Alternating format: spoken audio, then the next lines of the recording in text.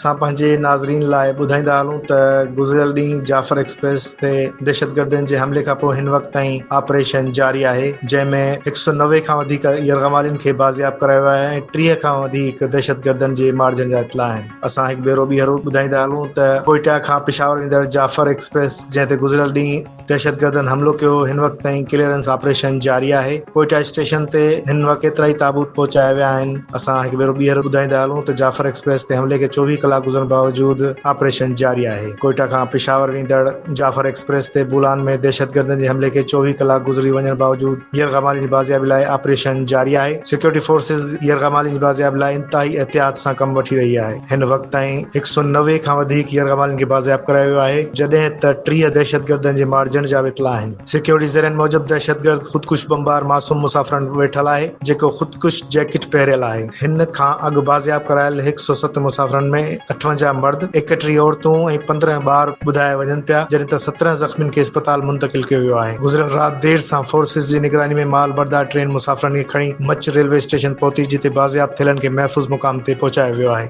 Security ज़रियनि मूजिबि हिन वक़्त ताईं 30 दहशतगर्दनि खे मारियो वियो आहे। सिक्योरिटी ज़रियनि मुताबिक़ दहशतगर्द परॾे में वेठल सहूलतकारनि सां राब्ते में आहिनि। फोर्सिस जे ऑपरेशन में रिहाई हासिल कंदड़ हिकु मुसाफ़िर जो चवणु हो त फायरिंग थी रही आहे। अल्लाह जो शुक्र आहे त फ़ौज ऐं FC एहलकारनि असांखे बहिफ़ाज़त आंदो आहे। BBC जी रिपोर्ट मूजिबि कोयटा रेलवे स्टेशन ते डज़न खां वधीक ताबूत पहुचाया विया आहिनि। 24 कलाकनि खां पोइ बि क्लीयरेंस ऑपरेशन जारी आहे। BBC मूजिबि ताबूतनि खे ख़ासि ट्रेन ज़रिए मोकिलियो वेंदो। कोयटा रेलवे स्टेशन ते सख़्त हिफ़ाज़ती इंतज़ाम कया विया आहिनि, जॾहिं त बुलान मेल ऐं जाफ़र एक्सप्रेस खे 3 ॾींहनि लाइ मुअत्तल कयो वियो आहे। रेलवे इंतज़ामिया जो चवणु आहे त ताबूत रेलवे तरफ़ां न पर कोयटा इंतज़ामिया तरफ़ां आंदा विया आहिनि, जंहिं बाबति वधीक तफ़सील फ़राहम नथा करे सघूं।